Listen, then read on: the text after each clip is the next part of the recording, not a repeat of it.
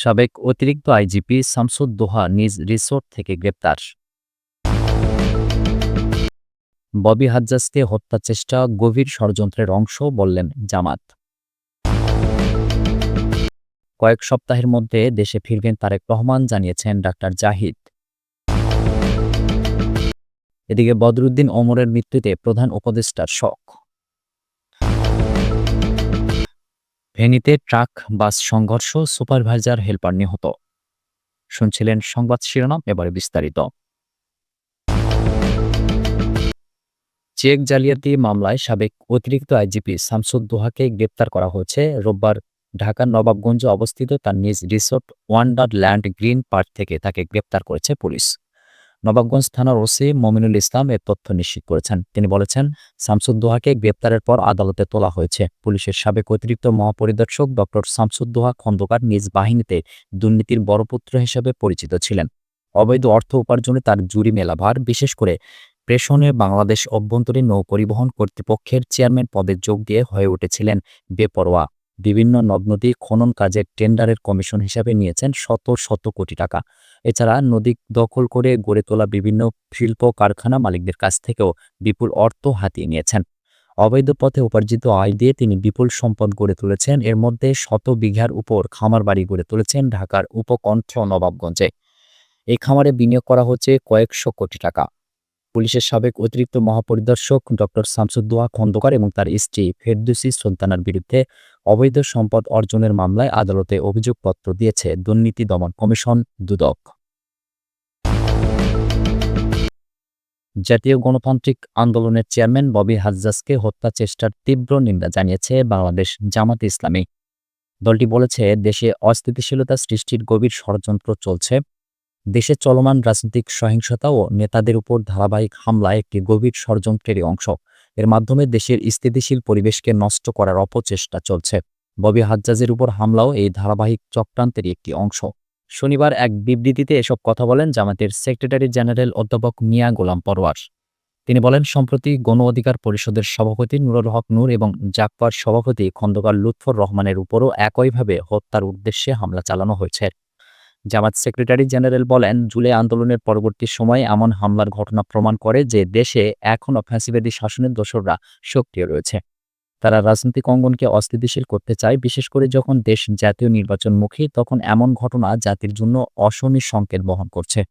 তিনি সংশ্লিষ্ট কর্তৃপক্ষের প্রতি আহ্বান জানিয়ে বলেন, ববি হাজ্জাজ সহ সাম্প্রতিক সময়ের রাজনৈতিক নেতাদের উপর হামলার সঙ্গে জড়িতদের অবিলম্বে গ্রেপ্তার করে দৃষ্টান্তমূলক শাস্তি নিশ্চিত করতে হবে। একই সঙ্গে দেশের শান্তি শৃঙ্খলা বজায় রাখা এবং রাজনৈতিক পরিবেশ স্থিতিশীল রাখার জন্য কার্যকর পদক্ষেপ নিতে হবে। কয়েক সপ্তাহের মধ্যে দেশে ফিরবেন তারেক রহমান, জানিয়েছেন ডাক্তার জাহিদ। আগামী কয়েক সপ্তাহের মধ্যেই বিএনপির ভারপ্রাপ্ত চেয়ারম্যান তারেক রহমান দেশে ফিরবেন বলে জানিয়েছেন দলটির স্থায়ী কমিটির সদস্য ডাক্তার এজেড জাহিদ হোসেন। তিনি বলেন, কয়েক সপ্তাহের মধ্যেই এবং জাতীয় নির্বাচনের বহু আগেই দেশে ফিরবেন তারেক রহমান। দেশের থেকে তিনি দলকে নেতৃত্ব দেবেন। রাজধানীর মতিঝিলে পূবালী ব্যাংকের কর্মচারী সংঘের জাতীয় সম্মেলনে এসব তথ্য জানান তিনি। জাহিদ হোসেন বলেন, যারা নির্বাচন নিয়ে ষড়যন্ত্র করছে সেই ষড়যন্ত্র কাজে দেবে না।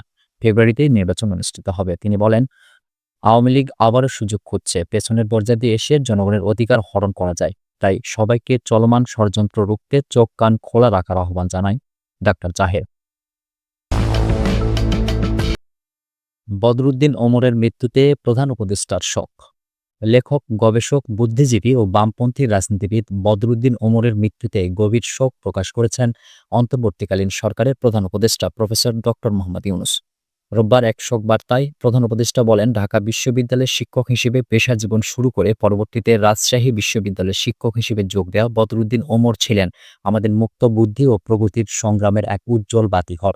ভাষা আন্দোলনে তার সক্রিয় ভূমিকা, গবেষণা, ঔপনিবেশিক মানসিকতার বিরুদ্ধে তীব্র প্রতিবাদ এবং সমাজতান্ত্রিক দর্শনের প্রতি তার অবিচল নিষ্ঠা আমাদের বুদ্ধিভিত্তিক ইতিহাসকে সমৃদ্ধ করেছে। তিনি ফ্যাসিবাদী ও স্বৈরাচারী সরকারের পরিবর্তনের জন্য গোড়া থেকে গণ অভ্যুত্থানের কথা বলেছেন এবং জুলাই আন্দোলনকে উপমহাদেশের একটি অভূতপূর্ব গণ অভ্যুত্থানের স্বীকৃতি দিয়েছেন। প্রধান উপদেষ্টা বলেন, জাতীয় মুক্তি কাউন্সিলের সভাপতি বদরুদ্দিন ওমর শুধু একজন তাত্ত্বিক ছিলেন না, ছিলেন একজন সংগ্রামী যিনি আজীবন অন্যায়ের বিরুদ্ধে সোচ্চার থেকেছেন। জাতীয় পর্যায়ে গৌরবোজ্জ্বল ও কৃতিত্বপূর্ণ অবদানের জন্য লেখক ও বুদ্ধিজীবী বদরুদ্দীন ওমরকে স্বাধীনতা পুরস্কারের জন্য মনোনীত করে সরকার। বদরুদ্দীন ওমরের মৃত্যু জাতির জন্য অপরিমেয় ক্ষতি হিসেবে উল্লেখ করে প্রধান উপদেষ্টা বলেন, ভবিষ্যৎ প্রজন্মের চিন্তাশীল মানুষদের জন্য তার লেখনী ও জীবন দর্শন এক অনন্য পথনির্দেশ হিসেবে কাজ করবে। শোকবার্তায় বদরুদ্দীন ওমরের শোক সন্তপ্ত পরিবার, সহকর্মী ও শুভানুধ্যায়ীদের প্রতি গভীর সমবেদনা জানান প্রধান উপদেষ্টা। ফেনীতে ট্রাক বাস সংঘর্ষ, সুপারভাইজার হেলপার নিহত। ফেনীর হাফিজিয়া এলাকায় ঢাকা-চট্টগ্রাম মহাসড়কে ট্রাক ও বাসের সংঘর্ষে বাসের সুপারভাইজার ও হেলপার নিহত হয়েছেন। এ ঘটনায় বাস চালক গুরুতর আহত হয়েছেন। রোববার সকাল 6:30টার দিকে এ দুর্ঘটনা ঘটে। নিহতরা হলেন বাসের সুপারভাইজার রবিউল ইসলাম ও অপরজনের নাম পরিচয় এখনো জানা যায়নি। রবিউল পাবনা জেলার সাতিহা উপজেলার রঘুনাথপুর গ্রামের ওয়াজেদ আলীর ছেলে। আহত বাস চালকের নাম রফিক। পুলিশ ও প্রত্যক্ষদর্শীরা জানান, সকাল 6:30টার দিকে চট্টগ্রাম থেকে ঢাকা যাচ্ছিল শ্যামলী পরিবহনের একটি বাস। পথিমধ্যে বাসটি ফেনীর লালপুর হাফিজিয়া এলাকায় পৌঁছলে সড়কের মধ্যে একটি ট্রাক হঠাৎ দাঁড়িয়ে যায়। এ সময় শ্যামলী পরিবহনের বাসটি ট্রাকের পেছনে সজোরে ধাক্কা দেয়। এতে ঘটনাস্থলে বাসের সুপারভাইজার নিহত হয়। বাসের চালক ও হেলপার গুরুতর আহত হন। আহতদের উদ্ধার করে ফেনী জেনারেল হাসপাতালে নিয়ে গেলে কর্তব্যরত চিকিৎসক হেলপারকে মৃত ঘোষণা করেন। বাস চালকের অবস্থা গুরুতর হওয়ায় তাকে উন্নত চিকিৎসার জন্য ঢাকায় পাঠানো হয়েছে। মহিপাল হাইওয়ে থানার অফিসার ইনচার্জ মোহাম্মদ হারুনুর রশিদ জানান, দাঁড়িয়ে থাকা ট্রাকের পেছনে একটি যাত্রীবাহী বাস ধাক্কা দেয়। এতে এই হতাহতের ঘটনা ঘটে। নিহতের মরদেহ হাসপাতালের মর্গে রয়েছে। ট্রাক চালককে আটকের চেষ্টা চলছে। দুর্ঘটনা কবলিত বাস ও ট্রাককে রাস্তা থেকে সরিয়ে যান চলাচল স্বাভাবিক করা হয়েছে। প্রিয় দর্শক, এ ছিল এখনকার মতো সর্বশেষ সংবাদ। পরবর্তী সংবাদ দেখার আমন্ত্রণ রইল।